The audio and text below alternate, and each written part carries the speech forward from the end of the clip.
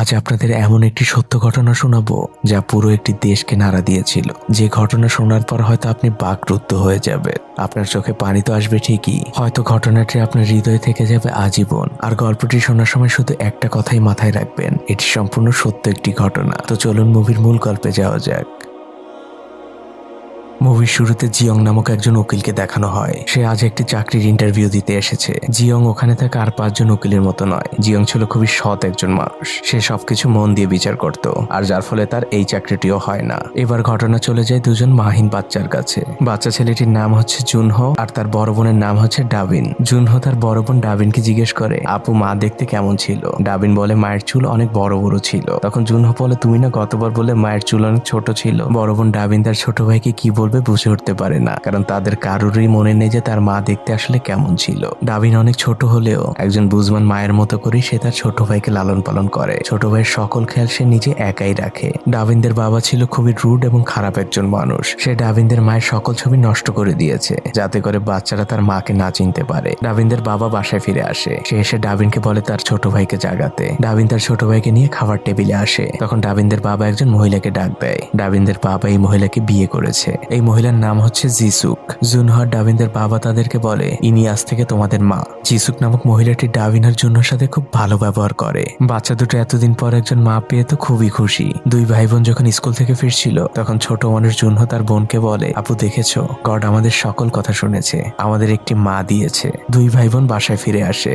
প্রথম জিসুক নামক মহিলাটি দুই ভাই বোনের খুব খেয়াল নিতে থাকে, কিন্তু ধীরে ধীরে তার আসল রূপ বেরিয়ে আসে। মহিলাটি এখন আর বাচ্চা দুটোর কোনো কিছুই সহ্য করতে পারে না। সামান্য কিছু করলেই সে ছোট বাচ্চা জিসুককে খুবই মারে। এই চুল বাঁধার মানে হচ্ছে সে বাচ্চাটিকে মারবে। সামান্য একটু খাবার প্লেট থেকে পড়ার কারণে জিসুক নামক মহিলাটি জুনহোকে খুবই মারে। এদিকে জিয়ং নামক সেই উকিলকে দেখানো হয়। তার মা তাকে খুবই বকাবকি করছে, কারণ জিয়ং এখনো কোনো চাকরি পায়নি। তাই বাধ্য হয়ে জিয়ং একটি বাচ্চাদের সুরক্ষা সেন্টারে চাকরি নিয়েছে। এই সংস্থার কাজ হচ্ছে বাচ্চাদের সুরক্ষা প্রদান করা। ডাবিন এখানে এসেছে তার মায়ের নামে কমপ্লেইন করতে। সে এক কোণে চুপচাপ বসেছিল। একজন মহিলা সেখানে আসে। মহিলাটি ডাবিনের কাছে যায় আর সে ডাবিনকে স্বাভাবিক করার চেষ্টা করে, কিন্তু ডাবিন ছিল খুবই ভীত। ডাবিন বারবার বলতে থাকে, আন্টি আমি কি ভুল করেছি আমার মায়ের নামে কমপ্লেইন করে? বাসায় গেলে কি আমার মা আমাকে আবারও মারবে? ডাবিন ওই একই প্রশ্ন ওখানে দাঁড়িয়ে থাকা জিয়ংকেও করে। জিয়ং তখন তাকে বলে, তুমি ঠিক কাজই করেছো, তোমার জায়গায় আমি হলেও একই কাজ করতাম। পরের দৃশ্যে দেখা যায় ডাবিনের সাথে জিয়ং আর সেই মহিলা চলে গিয়েছে ডাবিনদের বাসায়। কিন্তু ডাবিনের এই সৎমা ছিল খুবই চালাক আর পাকা অভিনেতা।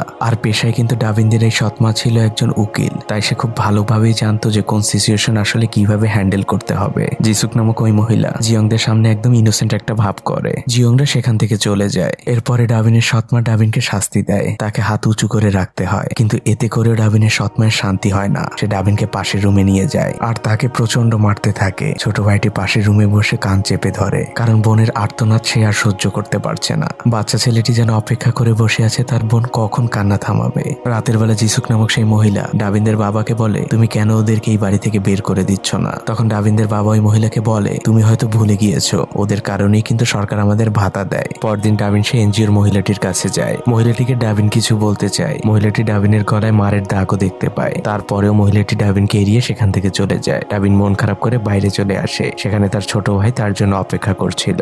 ছোট মানুষ জুনহো তার বোনকে বলে, আমরা কেন ওই আঙ্কেলটির কাছে যাই না? ওই আঙ্কেলটি হয়তো আমাদেরকে হেল্প করবে। এদিকে জিয়ং অফিসে বসে গেম খেলছিল। কিছু সময়ের মধ্যে সেই ছোট দুই ভাই বোন ওই অফিসে পৌঁছায়। জিয়ং বাচ্চা দুটোকে নিয়ে বাইরে হাঁটতে বের হয়। তাদেরকে নিয়ে সে একটি রেস্টুরেন্টেও যায়। সেখানে বার্গারের অর্ডার করা হয়, কিন্তু ছোট বোনের জুনহো কখনো বার্গার দেখেনি। এই প্রথম সে বার্গার খাচ্ছে, তাই বড় বোন তাকে বার্গার খাওয়া শিখিয়ে দিচ্ছে।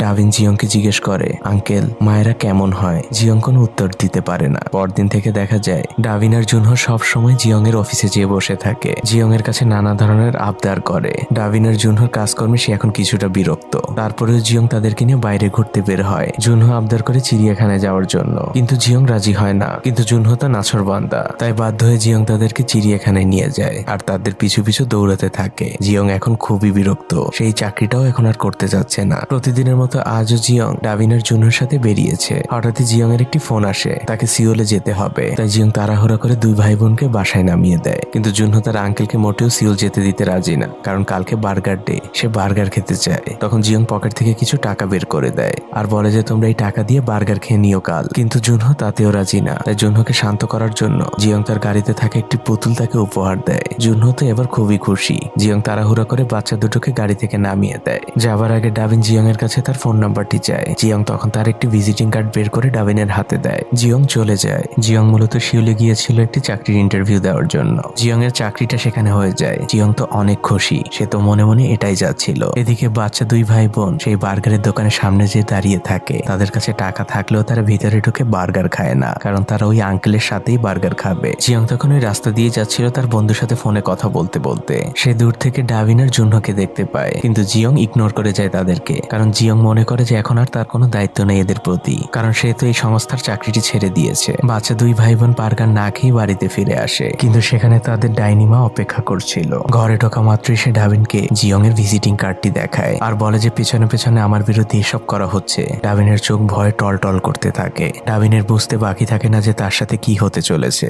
ডাবিনের সৎমা ডাবিনকে প্রচন্ড মারে। ডাবিনের চিৎকারে চারদিক একদম কেঁপে উঠছিল। মূল মুভিতে ডাবিনের এই চিৎকার আপনাকেও কাঁদিয়ে দিবে, আর যখন আপনার মনে পড়ে যাবে যে এটি একদম সম্পূর্ণ সত্য একটি ঘটনা। ডাবিনের সৎমা ডাবিনকে মেরে বাথরুমে ফেলে রাখে। পরদিন ডাবিন স্কুলে যায় ঠিকই, কিন্তু সে এতটাই দুর্বল এবং অসুস্থ যে সে তার চেয়ার থেকে মাটিতে পড়ে যায়। এদিকে জিয়ং সিউলে চলে এসেছে। সে তার নতুন বাসাটি দেখছিল, আর তখনই তার ফোনে একটি কল আসে। এই কলটি ছিল ডাবিনের স্কুলেরই একজন শিক্ষকের কল। সে জিয়ংকে বলে ডাবিন হঠাৎ করে অনেক অসুস্থ হয়ে পড়েছে, সে শুধু আপনার নামই বলছে আর আপনাকে কল দেওয়ার জন্য অনুরোধ করছে, আপনি কি একটু দয়া করে আসতে পারবেন? তখন জিয়ং তাকে বলে আমি সিউলে চলে এসেছি কাজে, আমি এখন অনেক ব্যস্ত, আমি আসতে পারবো না এখন। কিন্তু পরের দৃশ্যে দেখা যায় জিয়ং ঠিকই চলে গিয়েছিল। আমরা তো জানি জিয়ং খুব ভালো একজন মানুষ। জিয়ং ডাবিনের সাথে দেখা করতে হসপিটালে আসে। ডাবিন তখন ঘুমাচ্ছিল। ডাবিন হঠাৎ করে চোখ খুলে জিয়ংকে দেখে খুব খুশি হয়ে যায়। ডাবিন জিয়ংকে বলে আঙ্কেল আপনি এসেছেন, আমি অনেক খুশি হয়েছি, আপনি অনেক ভালো একজন মানুষ আঙ্কেল। তখন জিয়ং ডাবিনকে বলে তুমি কিভাবে বুঝলে যে আমি ভালো মানুষ? কারণ যখন কেউ আমাদের কথার কোনো মূল্য দিচ্ছিল না, তখন আপনি আমাদের কথার মূল্য দিয়েছিলেন। আমি বুঝতাম আমার ছোট ভাইয়ের আমি আপনাকে অনেক জ্বালিয়েছি, কিন্তু আপনি একবারের জন্য রাগ করেননি। আচ্ছা আঙ্কেল একটা কথা বলি, আমাদের মতো বাচ্চারা যদি ভুল করেই পৃথিবীতে জন্ম নেয়, তাহলে সেই দোষটাকে আমাদের বাবা সবসময় বলে যে আমি ভুল করেই পৃথিবীতে জন্ম নিয়েছি, তার কোনো ইচ্ছেই ছিল না আমাকে এই পৃথিবীতে আনার। কিন্তু আঙ্কেল এর জন্য কি আমাকে এই পৃথিবীতে মার খেতে হবে? আঙ্কেল প্লিজ আপনি আমাকে আর আমার ছোট ভাইটিকে দূরের কোথাও এতিমখানায় দিয়ে দিন, আমরা সেখানে লক্ষ্মী বাচ্চা হয়ে থাকবো। কিন্তু জিয়ং ডাবিনকে জানায় যে সে এই শহর ছেড়ে চলে যাচ্ছে। এটা শুনে ডাবিন একদম চুপচাপ হয়ে যায়। জিয়ং বুঝতে পারে না যে তার কি করা উচিত। পরদিন জিয়ং ডাবিনদের সৎ মায়ের সাথেও দেখা করতে যায়, কিন্তু এবার ওই মহিলা জিয়ংকে অনেক অপমান করে সেখান থেকে বের করে দেয়, কারণ এখন আর তার নামে কোনো কমপ্লেন নেই। এরপরে জিয়ং চলে যায় ডাবিনদের বাবার কাছে। সেও জিয়ং এর সাথে খারাপ ব্যবহার করে। সে বলে আমার বাচ্চাদের ভালো মন্দ আমি বুঝবো,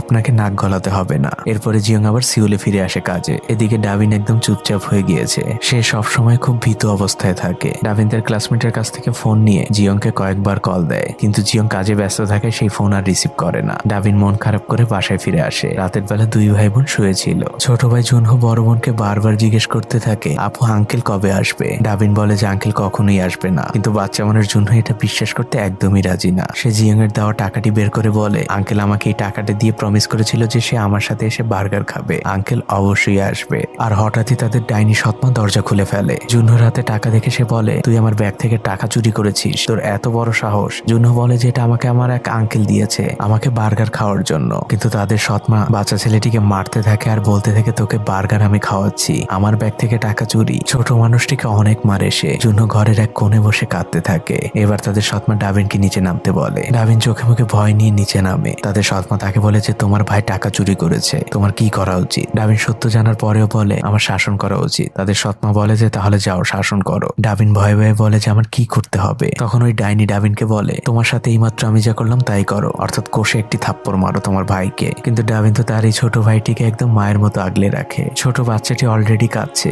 ডাবিন কিভাবে মারবে তার ছোট ভাইয়ের ওই নরম গালে? সে খুব আলতো করে তার ভাইকে মারে, আর সাথে সাথেই ভাইটিকে বুকে জড়িয়ে নিয়ে বলতে থাকে ভাই আমি সরি, তুই অনেক ব্যথা পেয়েছিস তাই না? তখন তাদের সৎমা পিছন থেকে বলে নাটক হচ্ছে। এরপরে ওই ডাইনি মহিলা ওই ছোট্ট বাচ্চাটিকে একদম পিশাচের মতো মারতে থাকে। বাচ্চা দুটোর আর্তনাদে চারপাশের বাতাস একদম ভারী হয়ে উঠছিল। কেউ নেই তাদের সাহায্য করার। এক সময় চিৎকার থেমে যায়। ডাবিন ধীর পায়ে বেরিয়ে আসে। ওই মহিলাটি ডাবিনের নিষ্পাপ ভাইটিকে মারতে মারতে মেরেই ফেলেছে। ডাবিনের হাতে ছিল সেই টাকাটির ছেঁড়া টুকরোগুলো। এক পশলা বাতাস এসে সেই টাকার টুকরোগুলোকে উড়িয়ে নিয়ে যায়। পরদিন ডাবিনদের শিক্ষক জিয়নকে ফোন করে পুরো ঘটনা জানায়। জিয়ন সাথে সাথেই চলে আসে। সে হসপিটালে চলে এসেছে। এই হসপিটালে হসপিটালের মর্গেই ওই ছোট মানুষটির লাশটি রাখা। জিয়ং জানতে পেরেছে জিয়ং এর দেওয়া ওই টাকাটির জন্য ওই নিষ্পাপ শিশুটি আজ মারা গিয়েছে। জিয়ং পাগলের মতো হয়ে যায়। সে ভাবতে থাকে সে যদি ওই টাকাটা না দিত তাহলে ওই শিশুটি আজ বেঁচে থাকতো। বড্ড অপরাধী মনে হচ্ছে জিয়ং এর আজ। এদিকে দাবিনের সেই সৎমা দাবিনকে বোঝাচ্ছে, তোমার ছোট ভাইয়ের মতো যদি তুমি মারা না যেতে চাও তাহলে আমি যেটা বলবো তুমি সেটাই করো। তুমি তোমার ভাইকে মেরেছো, তুমি তোমার ছোট ভাইকে লাথি মেরেছো,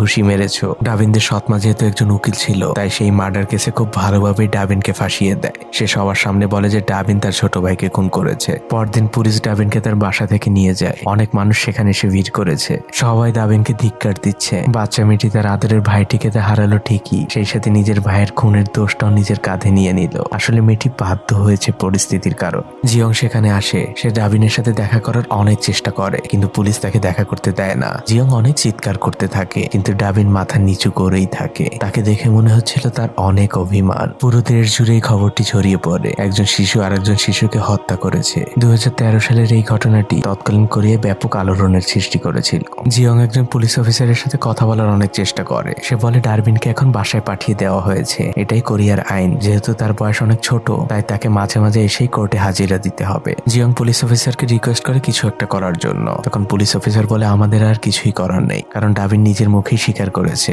পুলিশ অফিসার জিয়ংকে আরো বলে, আপনি তো একজন উকিল, আপনি কেন কিছু করছেন না? এদিকে ডারবিন তার বাসার জানালায় বসে আছে, এক বুক ভরা কষ্ট আর খুনের অপবাদ নিয়ে। সে তার আদরের ভাইটির শূন্য বিছানার দিকে যখন তাকায় তার বুক হু হু করে ওঠে। সে যেন ডারবিনকে বলছে, আপু তুমি কষ্ট পেও না, আমি স্বর্গে আছি মায়ের কাছে। তুমিই তো আপু আমাকে বলেছিলে স্বর্গে গেলে আমরা মাকে খুঁজে পাবো। ডারবিনের চোখ দিয়ে টপ টপ করে পানি পড়ছে। সে তার ভাইয়ের খেলনাটিকে জড়িয়ে ধরে অঝরে কাঁদতে থাকে। পরদিন সকালবেলা দেখা যায় ডারবিনের সেই সৎমা ছোট বাচ্চাটির সকল স্মৃতি বাইরে ফেলে দিচ্ছে। তার মধ্যে সেই খেলনাটিও ছিল। ওখানে থাকা একটি বাচ্চা ওই খেলনাটি দেখে চিনতে পারে। এদিকে জিয়ং তার বসকে বলছে সে যে কোনো মূল্যেই ডারবিনকে সাহায্য করতে চায়। তখন তার বস তাকে বলে, শোনো জিয়ং, কিছু বাচ্চা জন্মগত ভাবেই হতভাগা হয়, তাদের চিন্তা বাদ দিয়ে নিজের কাজে মন দাও। জিয়ং কিছুক্ষণ চুপ করে থাকে। তারপর সে তার বসকে বলে, বস আমি আমার চাকরিটা ছেড়ে দিচ্ছি, ওই হতভাগা বাচ্চাটির আমাকে ভীষণ প্রয়োজন। জিয়ং সরাসরি চলে যায় দাবিনের কাছে কিন্তু দাবিন কোনো কথাই বলে না। সে একদম চুপ করে থাকে। তার চোখ শুধু পানিতে টলটল করছিল। দাবিন কোনো কিছু না বলেই সেখান থেকে চলে যায়। জিয়ংও ভেতর থেকে অনেক ভেঙে পড়েছিল। রাস্তার পাশে বসে চিৎকার করে কাঁদছিল। জিয়ং তার সিনিয়র একজন লয়ার আপুর কাছে যায়। জিয়ং তার পা ধরে বলতে থাকে, আপু আমাকে সাহায্য করো, এই খুনের দায়ভার আমারও রয়েছে। পরদিন থেকে জিয়ং দাবিনকে ন্যায় বিচার পাওয়ানোর জন্য গণস্বাক্ষর নিতে থাকে। অনেক এভিডেন্সও খুঁজতে থাকে সে। আর ফাইনালি অনেকগুলো এভিডেন্স নিয়ে সে চলে যায় স্থানীয় পুলিশ স্টেশনে আর রিকোয়েস্ট করে এই কেসটিকে আবারও রিওপেন করার জন্য। কেসটিকে নিয়ে আবারও তদন্ত শুরু হয়। ডক্টর তাদেরকে বলে এই খুন কোনোভাবেই 10 বছরের একটি বাচ্চা মেয়ের পক্ষে করা সম্ভব নয়। ডাবিনের মাকে একটি লিগ্যাল নোটিশ পাঠানো হয় আর এটা দেখে ডাবিনের ওই সৎমা ডাবিনের উপর আরো বেশি নির্যাতন করে। ওই মহিলা ডাবিনকে দিয়ে লিখিয়ে নেয় যে ডাবিনই ওই খুনটি করেছে, এতে তার মায়ের কোনোই দোষ নেই। এদিকে জিয়ং ডাবিনের জন্য প্রত্যেকদিন গিফট পাঠাতে থাকে। ডাবিন একদিন ওই গিফটগুলো খোলে আর তার মধ্যে সে একটি টেপ রেকর্ডার দেখতে পায়। তার মধ্যে জিয়ং তার জন্য কিছু রেকর্ড করে পাঠিয়েছে। ডাবিন সেটি হেডফোন লাগিয়ে শুনতে থাকে। জিয়ং সেখানে বলেছে, ডাবিন আমি জানি তুমি আমার উপর রাগ করে আছো, আমি বুঝতে পারছি তোমার কষ্টটা। আমি আমার শেষ রক্তবিন্দু পর্যন্ত তোমাকে ন্যায় বিচার পাওয়ানোর জন্য লড়াই করেই যাব। তুমি কখনো একা মনে করো না নিজেকে, তোমার সাথে আমরা অনেকেই আছি। আর তুমি আমি আর জুনহো যে ব্রিজে খেলতাম, আমি সেই ব্রিজে তোমার জন্য এখন অপেক্ষা করছি। আর এটা শোনা মাত্রই ডাবিন তাড়াহুড়া করে বের হতে চায় আর তখনই তার সৎমা সেখানে চলে আসে। সে ডাবিনের হাতে টেপ রেকর্ডারটি দেখতে পায় আর যা হবার তাই হয়। সে ডাবিনকে প্রচন্ড মারতে থাকে আর তখন পাশে থাকা বাচ্চাটি জিয়ংকে ফোন দিয়ে বলে যে ডাবিনের সৎমা ডাবিনকে প্রচন্ড মারছে। জিয়ং তখন পাগলের মতো ছুটে সেখানে চলে আসে আর তার হাতে থাকা হাতুড়ি দিয়ে ডাবিনদের ঘরের দরজা ভেঙে তার ভিতরে ঢোকে। এটা দেখে ডাবিনের সৎমা জিয়ং এর উপর চিল্লাতে থাকে আর বাচ্চা মেয়েটির এই অবস্থা দেখে জিয়ং এবার চিৎকার করে ওঠে। সে ওই মহিলাকে বলে, আপনি কি মানুষ? আপনি একটা জানোয়ারের থেকেও খারাপ। জিয়ং ডাবিনকে তার কাঁধে নেয় আর ওই বাসা থেকে বেরিয়ে আসে। সাথে থাকা বাচ্চাটিও ডাবিনের এই অবস্থা থেকে কাঁদতে থাকে। জিয়ং ডাবিনকে তার বাসায় নিয়ে এসেছে কিন্তু কিছু সময় পরেই ডাবিনের বাবা সেখানে এসে চিল্লাচিল্লি করতে থাকে। সে জিয়ং এর সাথে অনেক খারাপ ব্যবহার করে। পরদিন দেখা যায় পুলিশ ওই মহিলাকে আর ডাবিনের বাবাকে গ্রেফতার করেছে। পরদিন তাদেরকে কোর্টে হাজির করা হয়। বিচারক আসে। বিচারক ডাবিনের সৎমাকে বলে, বিচার কার্য শুরু করার আগে আপনার কি কিছু বলার আছে? তখন ডাবিনের সৎমা বলতে শুরু করে, হ্যাঁ আমার অবশ্যই বলার আছে। মা হিসেবে আমি আসলে ব্যর্থ, আমি আমার সন্তানদেরকে ঠিকভাবে ভালোবাসতে পারিনি। মহিলাটি একদম পাকা অভিনয় করতে শুরু করে। তার এই অভিনয় দেখে সত্যি বলতে আমার নিজেরও মেজাজ একদম খারাপ হয়ে যাচ্ছিল। মনে হচ্ছিল পা থেকে জুতোটা খুলে ছুঁড়ে মারি, কারণ এটি ছিল কিন্তু সম্পূর্ণ সত্য একটি ঘটনা। হয়তো এই মহিলাটি ছিল না কিন্তু এই মহিলাটির জায়গায় কেউ না কেউ তো ছিলই। জিয়ং জিয়ংয়েরও প্রচন্ড রাগ হচ্ছিল। এদিকে ডাভিন মানসিকভাবে এতটাই বিপর্যস্ত ছিল যে সে কোনোভাবেই সাক্ষী দিতে যেতে রাজি হচ্ছিল না। তার খুবই ভয় লাগছিল। পরদিন জিয়ং জানতে পারে যে তার গাড়িতে যে খেলনাটা ছিল ওই খেলনাটা আসলে ভিডিও রেকর্ড হতো। এটা শোনা মাত্রই জিয়ং ওই খেলনাটি খোঁজার জন্য একদম পাগল হয়ে যায়। সে সকাল থেকে রাত পর্যন্ত খুঁজতে থাকে, কিন্তু শেষ পর্যন্ত সে ওই খেলনাটি খুঁজে পায় না। জিয়ং অনেক হতাশ হয়ে পড়ে। পরদিন তাদের প্রতিবেশী মহিলা আর সেই বাচ্চাটি আসে, আর সেই বাচ্চাটির হাতে ছিল সেই খেলনাটি। এরপরে কোর্ট আবারও শুরু হয়। ডাভিন আজ সাক্ষ্য দিতে এসেছে। বিপক্ষের উকিল ডাভিনকে নানা রকমের প্রশ্ন করে হয়রানি করতে থাকে। ডাভিন ভয়ে কাঁদতে থাকে। ওই দিনের মতো কোর্ট শেষ হয়ে যায়। পরদিন আবারও ডাভিনকে কোর্টে নিয়ে আসা হয়। ডাভিন চুপচাপ বসেছিল। জিয়ং আজ বিচারকের কাছে অনুমতি চায়। সে সবার সামনে ডাভিনের সাথে কথা বলতে চায়। বিচারক তাকে অনুমতি দেয়। জিয়ং সেই পুতুলটি ডাভিনের হাতে দেয়। ডাভিন তার ছোট ভাইয়ের খেলনাটি দেখে খুবই খুশি হয় আর সেটিকে জড়িয়ে ধরে কাঁদতে থাকে। জিয়ং তার সাথে কথা বলার চেষ্টা করে। তখন ডাভিন বলে, তোমরা বড়রা অনেক খারাপ। আমি তোমাদের কাছে কত সাহায্য চেয়েছি, তোমরা আমার কথা কেউ শুনতে চাওনি। হ্যাঁ, আমি আমার ভাইকে মেরেছি। ওই সৎমা আমাকে আমার ভাইকে থাপ্পড় দিতে বলেছিল।